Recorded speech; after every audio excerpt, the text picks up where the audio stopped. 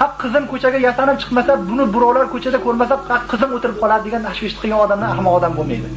Odamlar shunaqa narsa ham bor ekan, eshitganman shu narsani. Ha deydi, qizingni ko'rmasa kim kelin qiladi deydi. Ki qizini kelin qilish uchun ko'chaga shunaqa qilib yalang'ochga ochib qo'yish shartmikan?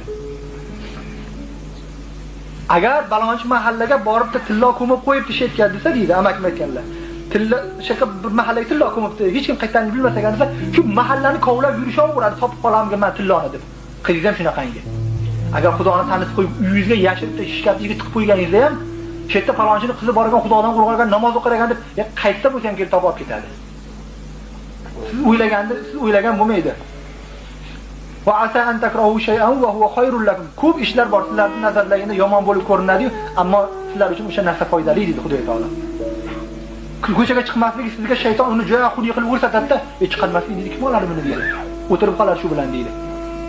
Agar ibodatli bo'lsa, namozxon bo'lsa, Xudoning tanasi ilmi bo'lsa, u erta kunda u turmushga chiqib yana chiqqanda ham juda baxtli joyga tegadi. Xudodan qo'rqadigan o'ziga o'xshagan munosib joyga tegadi. Qayni ochig'ida kim oladi? Ochig'ida ochiq oladi-da. Ochig'ida o'ziga o'xshagan ko'chada ro'bara kelgan bilan gaplashadigan odam oladi.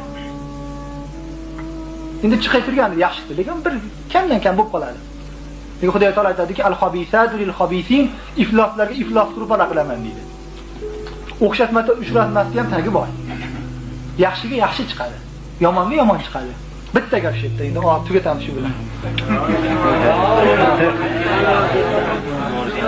Ha?